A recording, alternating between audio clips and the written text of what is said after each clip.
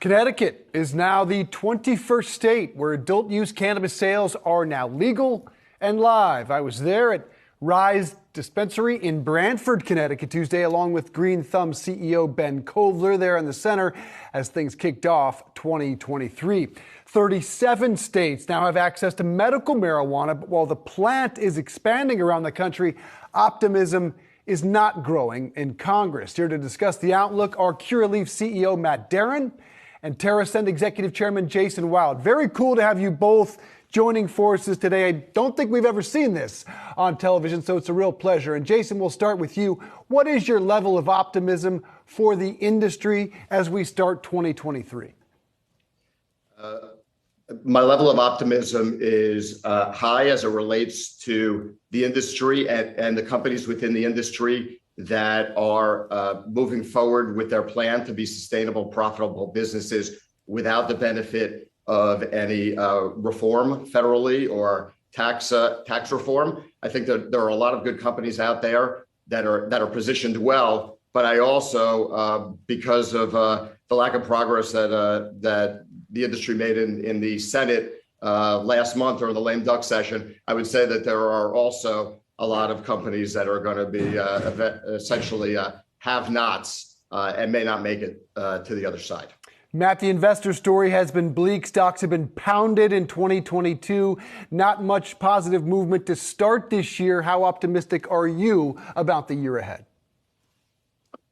Look, it was certainly a disappointing finish to the year. The fact that safe banking did not get passed was a disappointment, especially considering that over 90% of the U.S. population is in support of sensible legalization, as well as the fact that not passing federal legislation is not hurting the large companies like Curaleaf and TerrAscend and those as much as it's hurting the entrepreneurs and those that are trying to get into the industry and the small business people throughout the country and the social equity participants as well. That's ultimately where not having federal reform is hurting the most. And I think it's important for people to understand that as we continue to look forward into this year and continue to push for some federal reform. Yeah, Jason, safe banking repeatedly passes the House, but now it's in Republican control, so we can assume that has stopped. When do you think realistically we could see safe banking that allows you access to traditional banks? And give me a bottom line in terms of a year you think we could see federal legalization legislation. So I'll start with the second part first. I think full federal legalization, I think, is probably at this point at least 3+ years away at a minimum.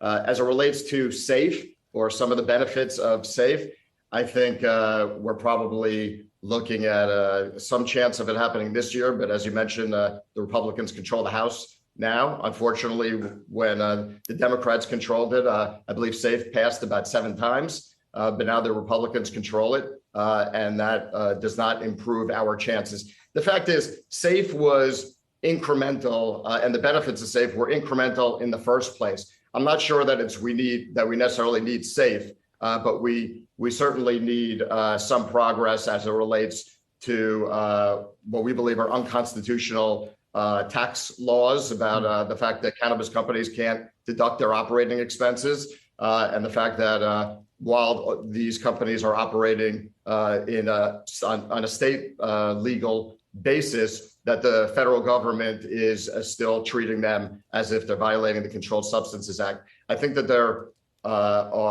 that we need progress there, but it doesn't necessarily have to come from Congress. There might be some other routes to be able to get there as well. And I'm confident that we make some progress on that front over the next, say, 12 to 24 months.